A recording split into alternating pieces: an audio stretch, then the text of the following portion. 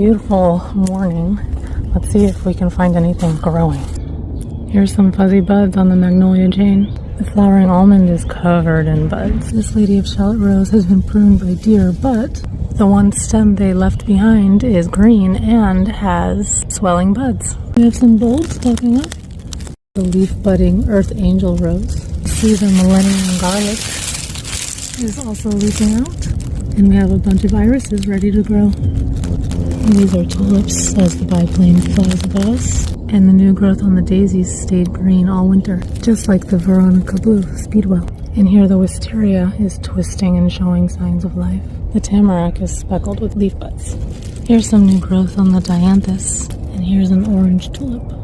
The sedum has fresh tips, and this dianthus carpet is also ready to go. This is the standing ovation phlox in pink, and here's a red leaf bud on the niobe clematis. Orange rocket barberry, and one of the hydrangeas. There's a little bit of fuzz down at the bottom of this anemone, so that's a good sign. Lungwort leaves peeking out from above last year's old spiky leaves. And this royal star magnolia looks like it's happy to come back. And of course I got stuck with the thistle.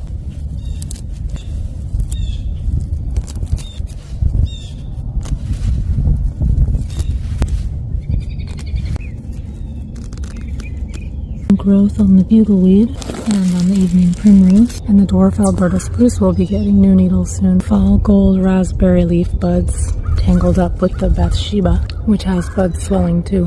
Whoa, look at the black tower elderberry. And this is the aronia. The peach has had buds for months, and so has the apricot. Oh, look how cute the little cattails and buds are on this red dragon ornamental hazelnut.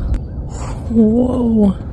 This is the bonfire patio peach. This eastern redbud will be one of the first to bloom. I can see that there's a fern fiddle forming right there. It looks like the spirea buds have a protective coat. And I'm so excited with the progress of this climbing hydrangea. Angel white lilac is already green, and the Japanese maple is red and pink. The forsythia flower buds show it's a profuse early bloomer. The Henry clematis is budding too. All charm peony. Most majestic of all is the weeping hidden cherry. And of course we have the snowdrops that have already been blooming for a week. As I was walking around my garden this morning, I noticed that there were some peonies growing in underneath this hydrangea. The sooner you get to this, the safer for the new leaf buds. So this right here is a type of hydrangea. So this right here is a whimsy rose that I just planted, and I'm so excited about it. I'm going to angle my cut away from the bud in case it rains. Darn thistle. I love hydrangea confetti.